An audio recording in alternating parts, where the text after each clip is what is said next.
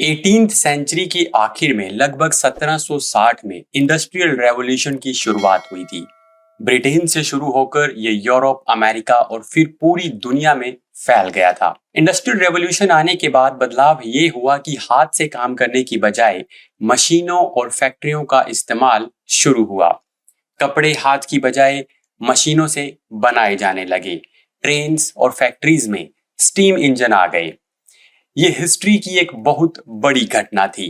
पर एआई के आने के बाद गूगल डीप माइंड के डेमिस हासबिस का कहना है कि एआई का इम्पैक्ट इंडस्ट्रियल रेवोल्यूशन से 10 गुना बड़ा और 10 गुना तेज होगा। जैसे मशीनों ने शारीरिक काम को बदल दिया था, वैसे ही एआई अब दिमागी काम को बदल रहा है, जैसे सोचने, समझने और डिसीजन लेने का काम। तो इसलिए हम भी हर मंथ एआई न्यूज को अपने चैनल पर कवर करने वाले हैं। तो चलिए शुरू करते हैं लास्ट मंथ की important AI news. Open AI ने एक नया फीचर लॉन्च किया है जो अब सिर्फ जवाब नहीं देगा बल्कि सिखाएगा भी। इस फीचर का नाम है स्टडी मोड। ओपन एआई ने ये नया फीचर खास तौर पर डिजाइन किया है लर्निंग एक्सपीरियंस को इम्प्रूव करने के लिए। तो फिर चाहे आप स्टूडेंट हो या फिर कोई ऐसे इंसान जो किसी टॉपिक को डीपली समझना चाहता है, तो स्टडी मोड आपको गाइड करेगा, पुश करेगा टू थिंक बेटर और स्टेप बाय स्टेप इंस्ट्रक्शंस भी आपको देगा। स्टडी मोड को इनेबल करने के लिए आपको सिंपली चैट जीपीटी पर जाना है और यहाँ पर टूल्स पर जाकर आप स्टडी एंड लर्न को सिलेक्ट कर सकते हैं। अब यहाँ पर आप जब भी कोई क्वेश्चन पूछेंगे तो ये आपको कंसेप्ट क्लियरली बताएगा, साथ ही आपको उसके ऊपर बेस्ड कुछ क्वेश्चंस भी दे सकता है। इस मोड के अंदर कुछ खास फीचर्स को इंक्लूड किया गया है, जैसे कि सबसे पहला जो फीचर है वो है इंटरेक्टिव प्रॉम्प्ट्स। आपको सवालों के जरिए सोचने पर मजबूर करेगा। स्कैफोल्डेड रिप्लाईज, आंसर्स को छोटे पार्ट्स में तोड़ा जाता है इजी अंडरस्टैंडिंग के लिए। नॉलेज चेक्स, बीच बीच में ये आपसे क्विज या क्वेश्चंस पूछकर आपकी नॉलेज को टेस्ट भी करेगा।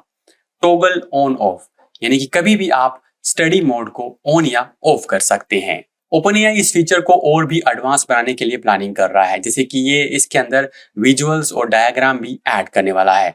गोल ट्रैकिंग और पर्सनलाइज लर्निंग सजेशन भी आपको ये देने वाला है। तो अब आप YouTube वीडियो कोर्सेज के अलावा चैट जीपीटी पर भी लर्निंग कर सकते हैं। क्या आप जानते हैं कि जिस चैट जीपीटी पर आप सब कुछ सर्च कर रहे हैं वो दुनिया का सबसे तेजी से बढ़ता हुआ डिजिटल प्रोडक्ट बन चुका है।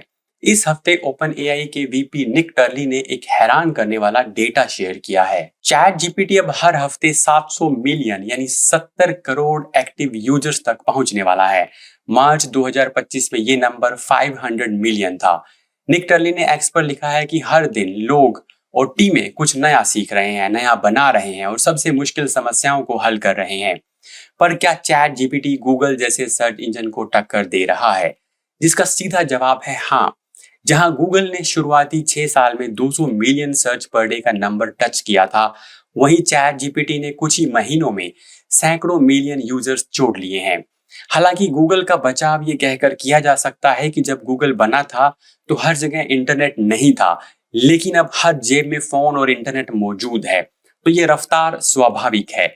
पर चैट जीपीटी दूसरे एआई टूल्स के मुकाबले भी बड़ी तेजी से आगे बढ़ रहा है। जिन लोगों ने 2024 में एआई का यूज करना शुरू किया था, उनमें से 40% अब हर हफ्ते सिर्फ एआई सर्च टूल्स का इस्तेमाल करते हैं, जिसका मतलब ये है कि सर्च इंजन का फ्यूचर अब एआई है।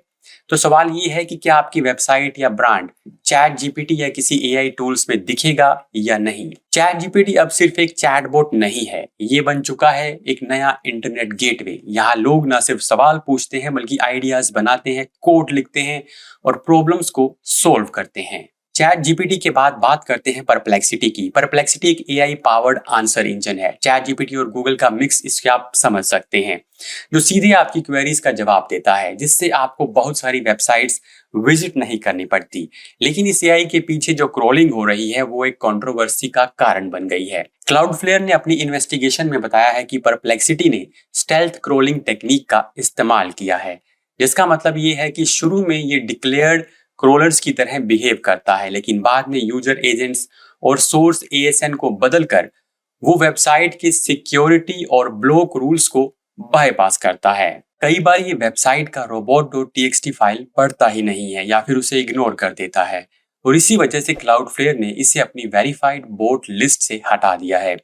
क्लाउडफ्लेयर को बहुत सारे कंप्लेंट्स आए जहां साइट ओनर्स ने परप्लेक्सिटी को robot.txt से ब्लॉक किया था और WAF रूल्स भी लगाए थे, फिर भी परप्लेक्सिटी उनकी साइट से कंटेंट पिक कर रहा था।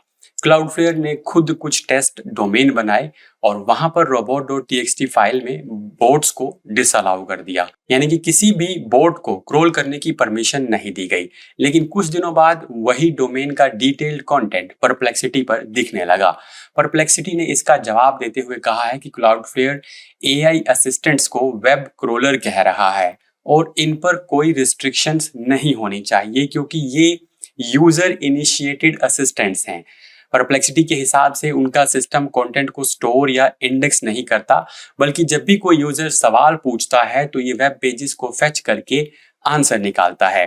परप्लेक्सिटी ने कहा है कि क्लाउडफ्लेयर लेजिटिमेट बोट ट्रैफिक को ब्लॉक कर रहा है। एक और इम्पोर्टेंट इंफॉर्मेशन, AI के गॉडफादर डॉक्टर जेफरी हिंटन का कहना है कि कुछ टाइम में AI अपनी खुद की लैंग्वेज बना सकता है जो इंसानों को समझ नहीं आएगी और आर्टिफिशियल जनरल इंटेलिजेंस यानी AGI के आने पर AI ह्यूमन इंटेलिजेंस को मैच कर लेगा। तो उस वक्त क्या इंसानों की मशीन्स के साथ सीधे तौर पर लड़ाई शुरू हो सकती है, जैसा कि हम मूवीज के अंदर देखते आए हैं।